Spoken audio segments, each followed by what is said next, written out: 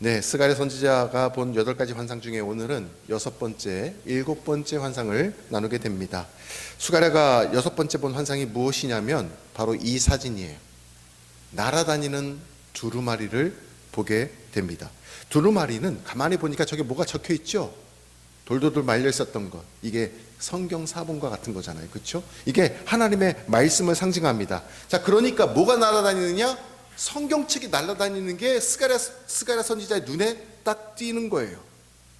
거기에 뭐라고 적혀 있는가 자세히 스가랴 선지자가 바라봤더니 3절에 이렇게 말하고 있는 거예요. 같이 읽어보겠습니다. 시작. 그가 내게 이르되 이는 온 땅 위에 내리는 저주라. 도둑질하는 자는 그 이쪽 글대로 끊어지고 맹세하는 자는 그쪽 글대로 끊어지리라 하니, 그 말씀이 뭔가 자세히 들여다보니까 이런 말씀이 담겨져 있는 거예요. 너희들이 하나님의 법을 지키지 않았다, 하나님의 말씀을 순종하지 않았다, 하나님의 말씀을 순종하지 않고 도둑질하는 자는 여기에 기록되어 있는 글대로 너는 끊어지리라. 맹세, 이게 무슨 말일까요? 저 하나님 믿습니다, 저 하나님 앞에서 하나님 앞에 맹세하는데 저 이런 거 결코 하지 않을 거예요 라고 하고는 뒤에서 다 하는 거예요. 이해가 되십니까? 저 하나님 말씀대로 다 순종합니다 손 들고 막 보이면서 떠드는데 뒤에 가서는 하는 거예요. 이렇게 맹세하는 자는 그쪽 글대로, 성경에 기록되어 있는 글대로 다 끊어지리라. 이 저주가 스가랴 선지자 눈에 보인 거예요. 무엇이에요? 탐심과 욕심에 사로잡혀가지고 하나님 말씀대로 살지 않으면 너희들은 끊어지리라 저주하시고 경고하시는 하나님의 메시지를 우리가 듣게 되는 거예요. 요즘 너무나 흉흉한 소식들을 듣게 됩니다.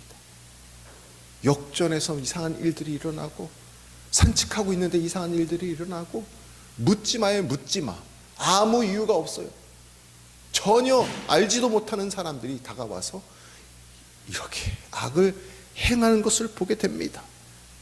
하나님 말씀 안에 거하지 않는 거예요. 하나님께서 다 끊어지리라 우리에게 말하고 있어요.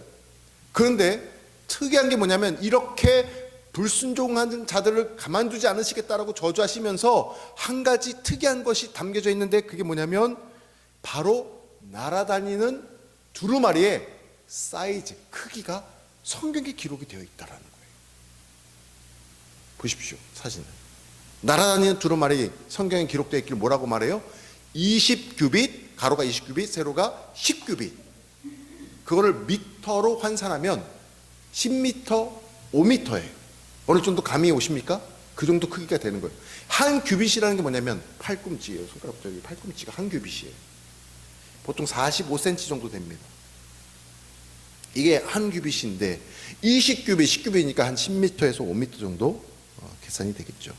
환상 중에 하나님께서 굳이 이 사이즈를 우리에게 이야기해 주시는 이유가 뭘까요? 여기에 뭔가 힌트가 있습니다. 어떤 힌트가 있을까요?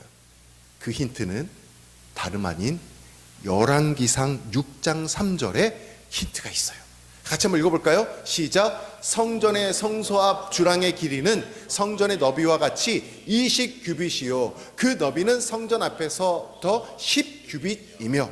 자, 날아다니는 두루마리랑 사이즈가 똑같은 게 여기도 나오네요. 이게 뭐래요? 성소 앞 주랑이라는 곳이 있는데 성소 앞 주랑이 사이즈가 딱 20규빗, 10규빗, 10m, 5m 딱 네모난 간격이 되는 거예요. 자, 사진을 한번 보여드릴게요. 자, 이게 무슨 사진이냐? 모세 때 가나안 땅을 향해서 출애굽했을 때 가다가 쉴 때는 멈췄잖아요. 진을 쳤잖아요. 진 가운데는 항상 성소를 졌거든요. 그때는 정확하게 솔로몬 저 성전의 반 사이즈예요. 반 사이즈. 그거보다 정확하게 딱 2배가 더 큰 게 솔로몬 성전입니다. 이제 솔로몬 성전, 다음 사진 넘겨주시겠어요? 이것을 이렇게 넓게 보시면 제가 저 앞에 빨간색 표기해 놓은 게 보이시죠?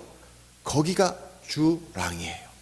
주랑은 뭐냐면 성소 들어가면 성소, 그 다음에 더 깊이 들어가면 지성소잖아요. 근데 성소를 들어가기 직전 양쪽에 야긴과 보아스라는 기둥이 있어요. 하나님께서 세우신다, 하나님의 능력을 주신다라는 의미의 성전을 지키고 있는 기둥, 바로 그 라인까지 다음 사진 보시겠어요? 보시면 제가 빨간색 표시해놓은 저 부분, 동그란 거는 기둥을 말하는 거예요. 조기가 주랑인데 저기에서 무슨 일이 있었느냐? 제사장이 거기 딱 서요. 그러면 성소 입구까지 성도들이 다 들어와서 물동에서 막 손도 닦고 번제단에 자기가 가져온 짐승을 바쳐서 태우기도 하고 그러잖아요. 그 앞에까지는 사람들이 가득가득 찼단 말이에요. 그런데 그때 주랑에서 제사장이 딱 서가지고 하나님의 말씀을 선포하는 거예요. 하나님의 말씀이 선포되어지는 장소가 주랑이에요. 그런데 하나님의 말씀이 적힌 날아다니는 두루마리 사이즈가 딱 그 주랑과 딱 일치가 되는 거예요. 근데 저곳에서는 무엇이 또 선포되어져 되느냐?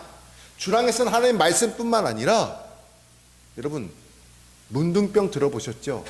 나병 환자 들어보셨죠? 지금도 있어요. 지금도 서산 쪽에도 그 촌락이 구성되어 있고, 저 여수에 가면은 애양원이라고도 있어요. 거기에 우리 성도님들 함께 가셔야 돼요. 갈 곳이 참 많아요. 그렇죠? 너무너무 손양호 목사님의 그 유적지를 가서 우리가 보면 너무 은혜가 돼요. 그런데 이 문둥병 환자들이 자기가 뭔가 피부병이 나고 뭐 발진이 생기고 하면 이상하잖아요. 그러면 의사한테 가는 게 아니라 먼저 어디로 가느냐? 제사장한테 가는 거예요. 왜? 문둥병은 어떤 상징이에요? 영적인 죄를 상징하는 거예요. 죄병이에요. 죄병. 그렇기 때문에 의사한테 가는 게 아니라 제사장한테 가서 먼저 진단을 받아야 되는 거예요. 제사장이 딱 영적으로 분별했을 때 이 병이 문둥병이다 그러면 당신은 죄인이요 회개하시오 라고 선포하는 거예요. 문둥병으로 선포되는 순간 딱 독립된 공간으로 가야 돼. 같이 살 수가 없어요. 아시죠? 부정한 사람이 됐기 때문에 같이 살 수가 없었다고요. 자, 죄인이요 죄인이 아니오라고 선포되어지는 순간이 어디예요? 그 장소가 어디예요? 주랑이라는 저 성전들 바로 앞에 그 공간이 되었다라는 것입니다. 죄인가 죄가 아닌가, 하나님 말씀이 전가되고 선포되어지는 그 자리.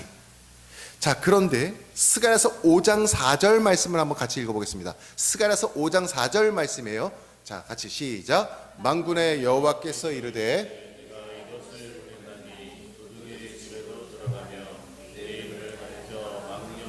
맹세하는 자의 집에도 들어가서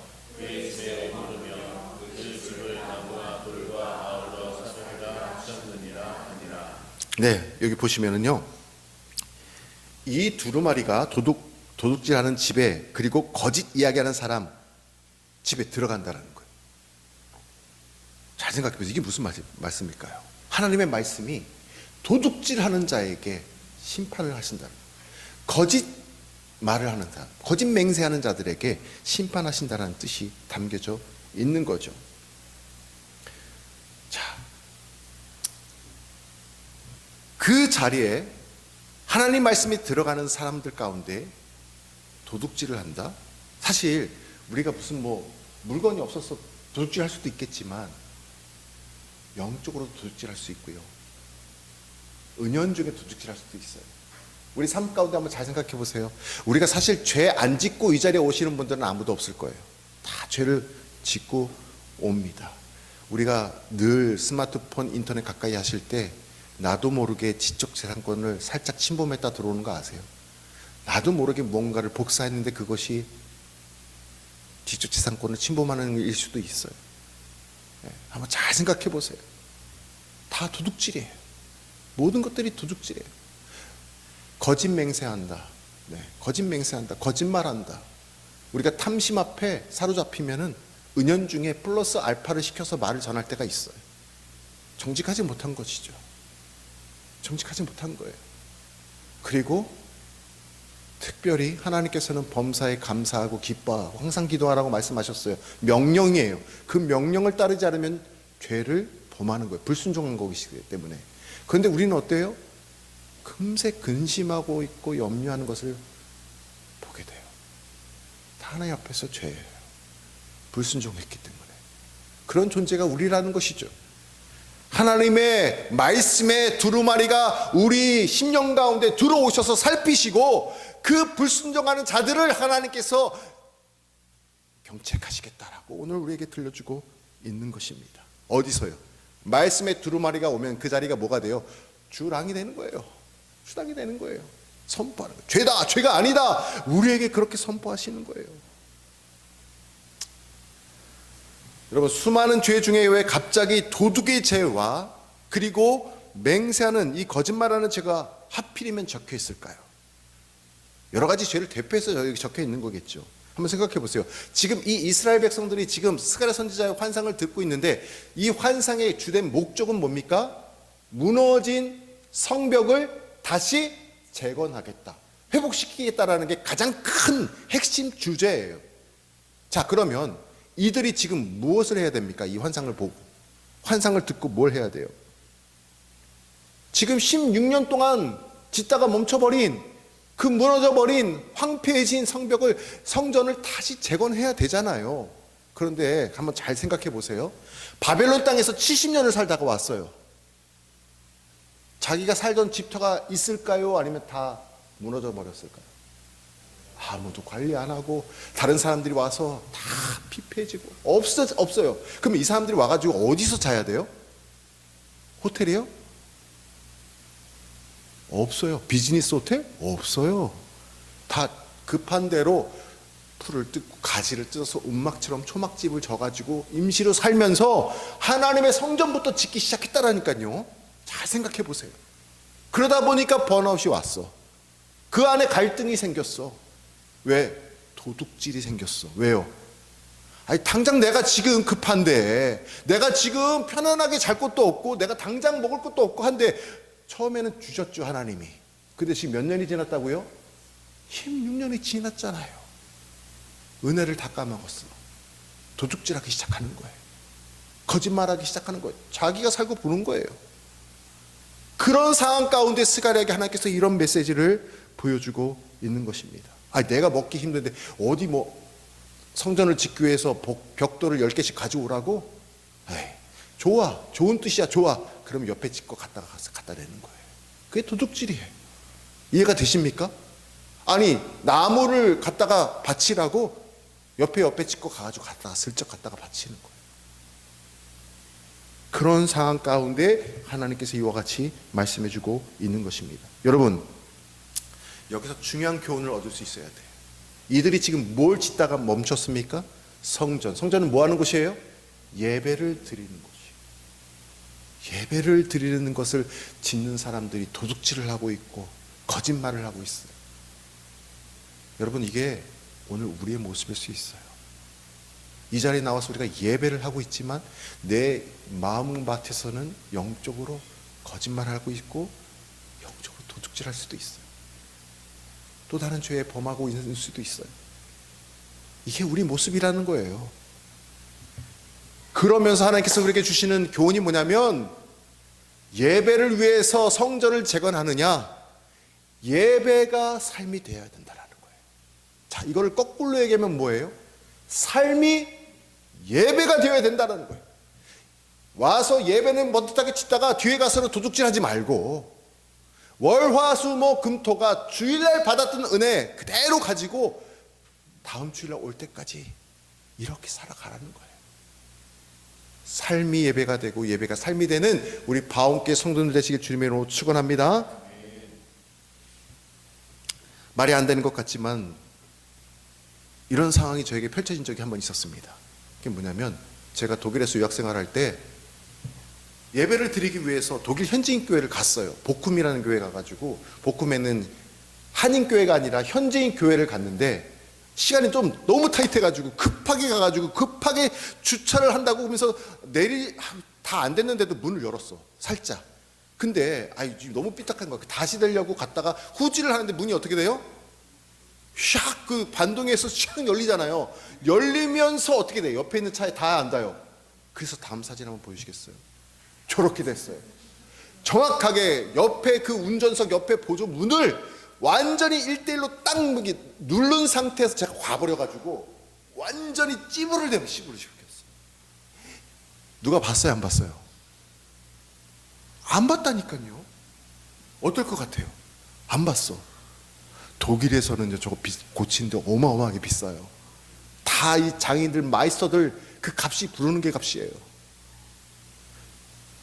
겁이 덜컥 나는 거예요. 예배 시간은 늦었어요. 아무도 안 봤어요. 아이, 예배 드리러 왔으니까 나중에 끝나고 와가지고 해결하자. 들어갔어요. 거기에다 제 연락처 남겼어야 됐어요, 안 됐어요? 남겼어야 됐어요, 안 됐어요? 안 남겼다니까 제가. 이게 저예요. 그리고 가서 앉아서 예배를, 네, 사진 찍으셔도 돼요. 근데 저 차는 아니고 저거는 제가 인터넷에 가져온 사진이고. 근데 예배를 드리는데 앉았는데 찬양이 들려와요, 안 들려와요?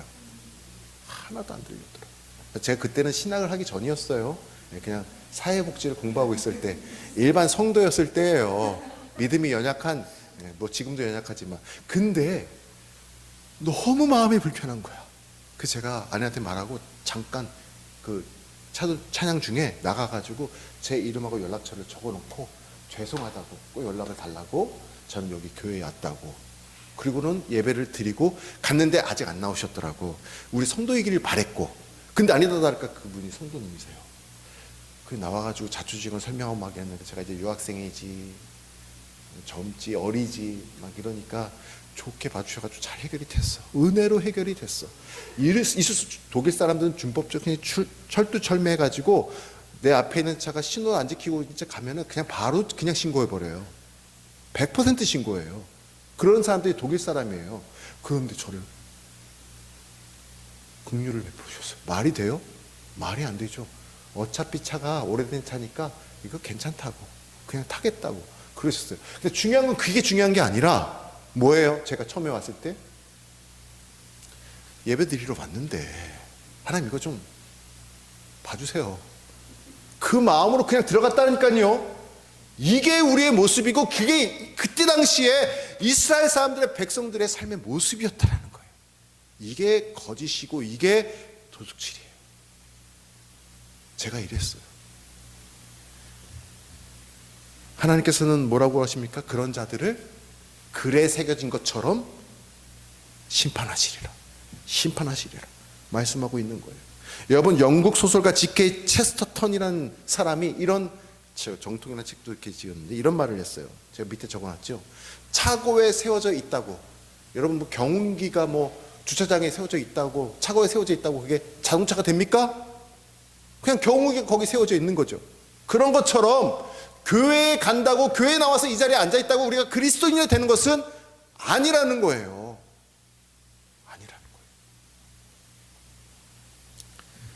오늘 예배드리는 이 모습이 실은 월요일부터 토요일에 이르기까지 그 은혜가 연장되는 연장선이 되기를 주님의 이름으로 축원합니다. 예배와 삶이 일치된 삶을 살아가라 우리에게 말씀해주고 있어요. 그게 첫 번째 환상이 우리에게 들려주는 말씀입니다. 일곱 번째 환상이죠. 일곱 번째 환상이 뭐냐면, 에바 가운데 한 여인이에요. 에바 가운데 한 여인. 이게 무슨 말일까요? 에바 가운데 한 여인이 있다. 에바는 뭐냐면 바구니를 뜻합니다, 여러분. 바구니. 에바는 무엇을 측량하는 도구의 단위예요, 단위. 그게 뭐냐면 부피예요, 부피. 규빗은 아까 길이를 측량하는 거였죠, 길이. 에바는 부피예요. 어떤 거? 특히 물 같은 거, 아니면 곡식 같은 걸 담는 통. 한 에바가 22리터 정도, 22kg 정도를 담는 통을 말하는 거예요. 자, 그런데 7절과 8절 한번 보겠습니다. 7절과 8절 말씀 시작. 이 에바 가운데에는 한 여인이 앉았느니라 하니 그때 둥근 납 들리더라. 그가 이르되 이는 악이라 하고 그 여인을 에바 속으로 던져놓고 납 조각을 에바 아기 위에 던져 뒀더라. 에바가 나왔는데 하필 그 에바 가운데 한 여인이 앉아있는데 왜 여인이 나왔을까요? 사실 이 에바가 히브리어 말로는요, 이브, 에바, 이브랑 같은 뜻이 있어요. 그러니까 최초의 죄를 가져올 때 유혹을 했던 이브를 상징한다라고 신학자들은 해석도 합니다. 그러니까 에바에 한 여인이 앉아있다. 무언가 죄를 상징하는 사람이 에바의 그 단위 가운데 앉아 있다는 것을 보게 됩니다. 여러분, 이해를 돕기 위해서 제가 이 사진을 가지고 왔어요. 보이십니까? 에바 가운데 죄를 상징하는 한 사람이 딱 앉아 있는 거예요. 그런데 오늘 우리가 아까 좀 전에 읽었던 7절과 8절에 보니까 이 에바를 뚜껑으로 덮어버린다라는 거예요. 다시 말하면 죄를 봉한다라는 거예요. 죄가 나오지 못하도록 봉한다라는 거예요. 여러분, 이 에바가 성경에 어디에 또 등장하느냐면 레위기 19장 36절에 이런 말씀이 있어요. 놀랍습니다. 레위기 19장 36절 같이 제가 주보에도 이렇게 실어드렸어요. 같이 읽어보겠습니다. 시작. 공평한 저울과 공평한 추와 공평한 에바와 공평한 흰을 사용하라. 나는 너희를 인도하여 애굽 땅에서 나오게 한 너희의 하나님 여호와이니라. 아멘. 여기 똑같은 단어가 4번 반복하는 게 공평한이에요. 앞에 저울과 추는 뭐예요? 무게를 상징하는, 측량하는 단어들 있죠. 근데 에바와 흰은 같아요. 부피를 측량하는 단어예요. 부피를. 근데 앞에 단어가 뭐예요? 공평한 거예요. 사용하라 명령이에요. 그러면 뭐가 안 지켜진 거예요? 공평하지 못했다는. 여러분, 불공평하게 무게를 측정한다? 우리 삶 속에 저울을 잴 때 조금 나에게 유익하게 저울을 조금 조작할 수 있어요. 이해가 되십니까? 그 말씀이에요. 그게 다 죄예요. 그것들을 담아서 그런 죄의 행실들을 담아가지고 나오지 못하도록 에바에 봉해버리시는 거예요. 이 하나님이 우리를 위해서 그렇게 하시는 거예요. 공평한 저울추, 여러분 무게를 속이지 말라는 것이고, 공평한 에바와 흰 부피를 속이지 말라고 말씀하시는 거예요. 약간의 눈속임 삶 속에 있을 수 있다라는, 부당한 이익들, 우리가 비즈니스 하다 보면 그런 게 생길 수 있다라는 거예요. 이것들이 다 악이다 우리에게 말씀해 주고 있어요. 어떻게 생각하십니까? 우리가 도둑질 안 한다고요? 물건이 아니라서 안 한다고요? 마음속으로 얼마든지 할 수 있어요. 거짓말 안 한다고요? 험담 안 한다고요? 서로 사랑하라고 하셨는데 우리는 입속에 늘 내 마음에 들지 않는 사람을 놓고 뒤에서 다른 얘기를 하는 것이 우리의 삶인 것을 보게 됩니다. 남의 명예를 손상시키는 일, 모든 것들이 다 악이에요. 눈에는 안 보이지만 결국 눈속이면서 얻는 부당한 이익들, 다 이게 악이고 에바라는 거예요. 에바 속의 그 여인처럼 내가 그 안에 들어가서 내가 이 낙동이로 내가 봉인이 되어야 하는 거예요. 사실은 하나님이 그것을 우리에게 보여주고 있는 거예요. 그런데 놀랍게도 9절과 10절에서 이렇게 말씀해주고 있습니다. 자, 우리 9절과 10절 이제 끝을 향해 가고 있죠. 같이 읽어보겠습니다. 시작. 내가 또 눈을 들어본즉 두 여인이 나오는데 학의 날개 같은 날개가 있고 그 날개에 바람이 있더라. 그들이 그 에바를 천지 사이에 들었기로. 그 다음 10절 같이요. 내가 내게 말하는 천사에게 묻되 그들이 에바를 어디로 옮겨가나이까 하니. 자, 여기 학의 날개가 나옵니다. 학의 날개. 학의 날개를 가진 여인 2명이 나오는데 이 사람 천사들처럼 날개가 있는 거예요. 학의 날개는 히브리어로 말하면 무슨 뜻이냐면 하나님의 신실하심이에요. 하나님의 신실함을 표현하는 천사들 같은 사람들이 이 에바를 봉인했죠. 근데 이 두 천사가 그 봉인된 에바를 잡아요. 그거 들어요. 성경에 나오는 게 들어요. 그리고는 어딘가로 옮기려 하는 거예요. 어디로 갈까? 자, 여기에 놀라운 비밀이 담겨져 있는데 마지막 11절이에요. 같이 읽어보겠습니다. 시작. 그가 내게 이르되 그들이 신할 땅으로 가서 그것을 위하여 집을 지으려 함이니라. 준공되면 그것이 이제 처소에 머물게 되리라 하더라. 제가 빨간 글씨로 어디에 표기해놨습니까? 신할 땅이에요. 여러분, 신할 땅을 꼭 기억하십시오. 이 땅이 바로 에바의 땅이에요. 에바의 땅, 죄악의 땅. 신할 땅이 어디냐? 제가 여러분 이해하시라고 사진을 준비했어요. 예루살렘에서 이 에바를 들고 두 천사가, 학의 날개를 단 천사가 들고 어디로 날아가냐면 1600km가 떨어져 있는 저 신할 땅으로 가는데 그 땅이 바로 갈대아우로 아브라함이 시작했던 바벨론 지역이라는 거예요. 이 신할 땅으로 가가지고 너는 거기에 처소를 지으라는 거예요. 그 처소가 무엇일까요? 그 처소가 무엇일까요? 자, 11절 아까 우리가 봤죠? 예. 그러면 창세기 10장 10절 말씀 같이 한번 읽어보겠습니다. 시작. 그의 나라는 신할 땅의 바벨과 에렉과 악각과 갈레에서 시작되었으며, 봐, 신할 땅의 바벨과. 여러분 창세기 10장 다음에 11장에는 어떤 사건이에요? 네, 너무 유명한 사건이잖아요. 사진 보여주시겠어요? 보십시오. 그 에봇을 예루살렘에서 가지고 날라가지고 신할 땅에다가 그냥 던져버리는데, 그곳에서 그 죄악들이 쌓여서 바벨톱을 쌓아가는 거예요. 너희들은 그렇게 해라. 궁극적으로 내가 너희들을 심판할 것이다. 근데 너희 예루살렘아, 너희들은 하나님의 아름다운 성전을 재건하거라. 할렐루야. 죄를 떠나서 다시 회복되어서 하나님의 성전을 너희들은 지어. 너희들이 지은 죄는 에봇에 담아가지고 바벨론으로 떠나보내라는 거예요. 할렐루야. 이게 하나님의 사랑이에요. 하나님의 은혜예요. 여러분 예수를 믿으면서 살아가도 목사인 저도 죄를 짓습니다. 매일매일 죄를 져요. 죄악에 무덤져진 때가 있어요. 죄를 범하는데 뭐 남들도 다 하는데 뭐 그 하나쯤이야 괜찮아, 뭐 그게 대수야, 이렇게 얘기할 때가 있어요. 예수를 믿으면서도 죄악에 대해서 심각해서 생각하지 않을 때가 있어요. 그때 우리가 꼭 기억해야 될 것이 뭐냐면 오늘 본문 말씀을 기억해야 되는 거예요. 오늘 주당에서 제사장이 뭐라고 외쳐요? 그게 괜찮다고, 별거 아니라고, 그것은 죄야, 그것은 문둥병과 같은 영적인 죄야, 그것을 떠나버려야 돼. 에봇에다 담거라, 에봇을 봉하거라. 하나님의 천사가 그것을 신할 땅으로 날려보내도록 그것을 떠나보내라. 그것을 너희들이 간구하고 그것을 너희들이 바라고 그렇게 살아가라고 말씀해주고 있는 것입니다. 여러분 우리가 어떻게 해야 될까요? 우리 마음속에 늘 탐심이 있는걸요. 우리 마음속에는 늘 나와 다른 사람을 향한 안 좋은 말이 있어요. 험담이 있어요.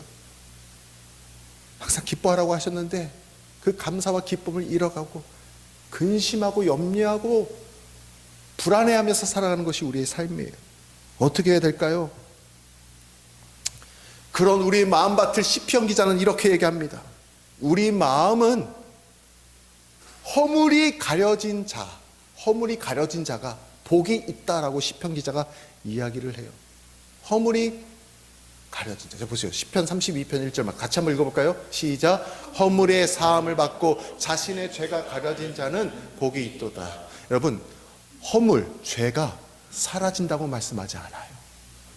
허물이 예수님의 보혈의 의의 옷으로 우리를 덮어주셔서 가려질 뿐이에요.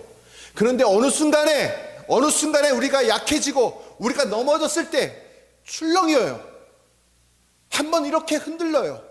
그러면 가라앉았던 그 오물들이 올라오는 거예요. 뒤섞여서 막 올라오는 거예요. 시커매지는 거예요. 에바예요. 에바예요. 그것을 봉해야 돼. 근데 그걸 어떻게 봉할 수 있을까요?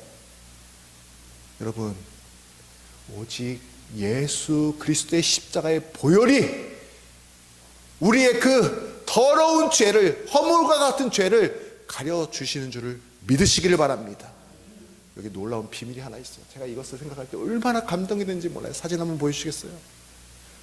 시편 103편 12절에 보면은 하나님께서 동에서 서로 멀어진 것 같이 우리의 죄를, 우리가 아까 암송했던 그 말씀 있죠? 멀어지게 하리라고 말씀해 주신 거예요.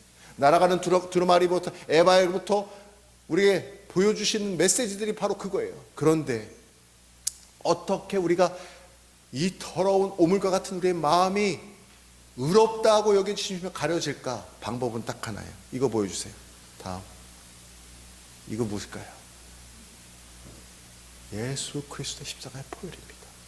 여러분 잘 생각해 보세요. 예수님이 예루살렘에 입성하셔서 붙잡히시고 모진 채찍질을 당하시고 핍박을 받으시고 침뱉힘을 당하시고 손가락질을 당하시고 온갖 누명을 다 뒤집어 씌시고 십자가를 짊어지셨어요. 그리고는 어디를 향하셨느냐? 성문 밖으로 나가셨어요. 영문 밖으로 나가셨다고요. 이게 신할 땅으로 향하시는 거예요. 그 거룩한 땅 예루살렘 성전에서 우리의 죄값을 치르지 않으시고 그 십자가를 짊어지시고 골고다 언덕을 향해 올라가셨다고요. 시온산이 예수님께서 십자가 지셨던 곳이 아니고 시온산 맞은편, 다음 사진 보여주세요. 저 맞은편에 보이는 시온산을 향하여 그 반대편으로 오셔가지고 성문 밖으로 나오셔서 그곳에서 십자가를 지셨어요. 그것이 골고다 언덕이에요. 우리가 어떻게 이 더러워진 죄를 가리울 수 있고 하나님 말씀에 순종하며 살아갈 수 있습니까?